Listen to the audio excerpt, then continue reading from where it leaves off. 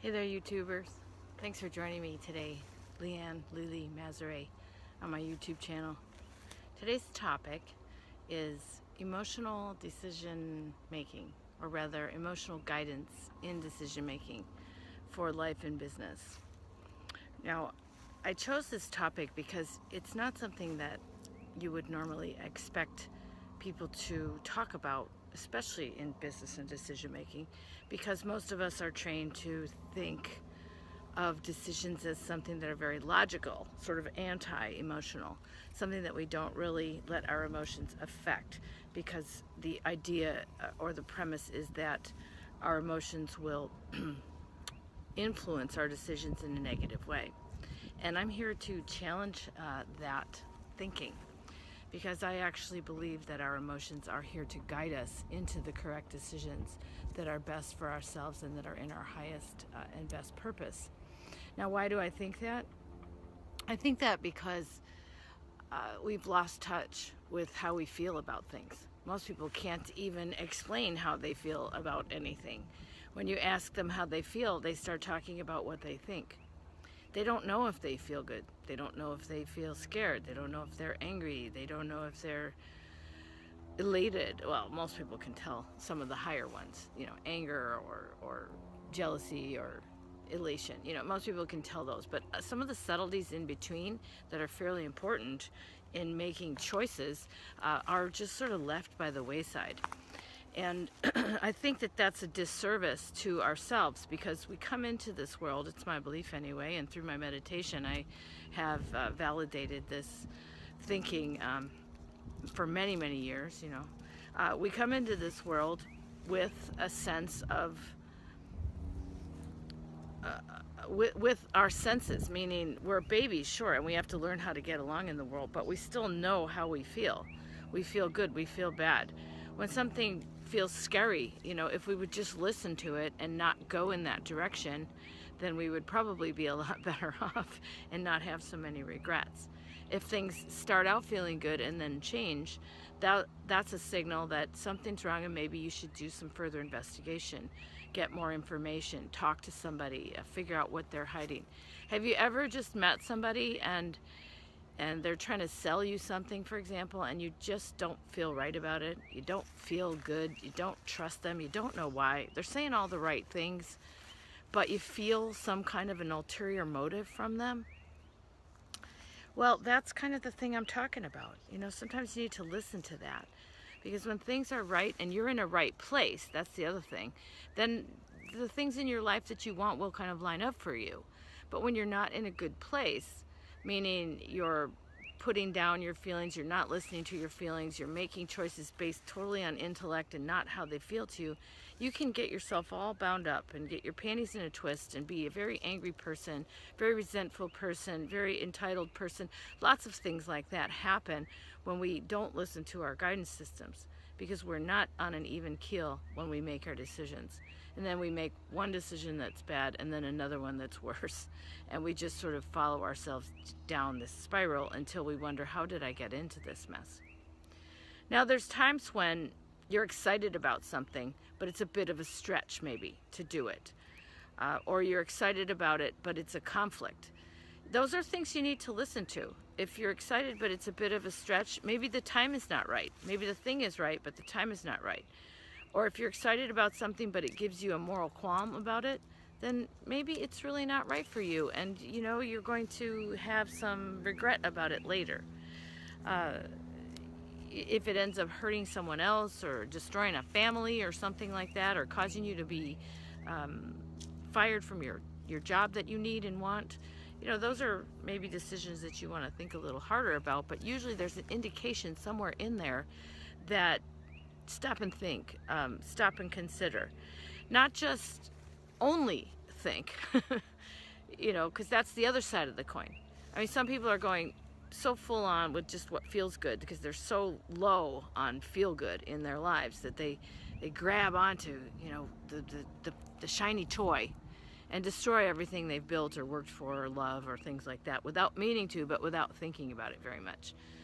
On the other extreme are people who think only and don't feel anything. So they're analyzing constantly, or they're worrying constantly, or they're, paralyzed, paralysis by analysis. That's something else that happens. These things happen in life and they happen in business. So the reason I'm talking about it is because I'm an entrepreneur. I'm an internet entrepreneur, and I've been an entrepreneur all my life alongside my professional career as a consultant and a portfolio manager. And a lot of those other careers that I did were really fun, and in the beginning I really, really wanted to do them. But as they became kind of more of a grind and the subject matter wasn't what I wanted, and I was having to travel too much, it was time for me to change into something else. But I was so wooed by, the salaries and the money and the benefits and the high positions that I had, and the trust and the respect and all that. I was wooed by all that, and it kept me in those jobs a lot longer than I really wanted to, because I was giving up stuff way on the other side of the coin that I wasn't aware of. Things that could have been making me happy. Things like taking care of my health. Things like, eating better. And yes, I could have done those things all along, but I always had something that was higher on my priority list. Usually it was some work obligation. So those are things that I learned over time, that if I'd listened to my emotional guidance system, I probably would have gotten out of those positions and jobs and obligations a lot sooner, and focused more on the things that have been giving me joy all along, which is my entrepreneurial pursuits, my creativity, and do things that aren't necessarily business-related passions, but stuff that I still love to do those on the side, like music and painting and traveling, things like that. That keeps me refreshed, keeps me going. So I'm sure I'm not alone in this. Now, how many of you have ever felt like that? You feel a little stuck. You feel like you're doing things, like you're trapped into your decisions, and now you've built this whole life around your income stream, and I couldn't be an entrepreneur, and I don't want to take those risks, and my family depends on me, and la la la la la. And all those things were true for me too. But there was still something inside of me that didn't feel right.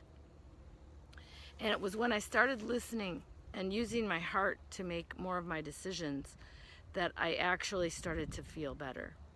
My health got better, my amount of anger decreased, my amount of frustration decreased, my sense of accomplishment and rest increased. All the cortisol in my body just pretty much dissipated over a period of months. And I spent more time outside, more time exercising, more time in nature. Not because I have more time in the day, but just because I felt right about doing those things.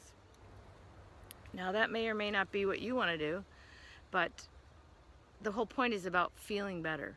And if I wasn't listening to my emotional guidance system, I would not have made those decisions. Those decisions have affected my life and affected my business choices for the better. So why not start learning how to listen? Sometimes it's as simple as just going to a quiet place. If it's, a hallway or a bathroom stall or in your car or wherever it is, just close your eyes, take a breath or two, maybe even put your hand over your heart and just say, how do I feel? And at first you might not get anything. When I close my eyes, I instantly get visions. Usually animals talking to me, giving me messages, not talking like moving their lips, but giving me a message that explains what it is that I'm feeling inside. It's really just me talking to myself. But some people don't see anything, and that's fine too. They just maybe hear things or they sense things. Those are all ways that your body and your emotional guidance system can talk to you. It's sort of the universe speaking through you. I mean, animals do have language like that. Plants, and they all have energy. We all have energy. And it's this energy that you want to key into. And if you don't really know how, then this is the way to start. There's more to be learned about this, but this is just what I wanted you to get thinking about. We have an emotional guidance system. It's the same as the hairs on the back of your neck. If you learn how to use it, you'll be a whole lot better off in your decision making. So that's it for today. Lily out. Till next time.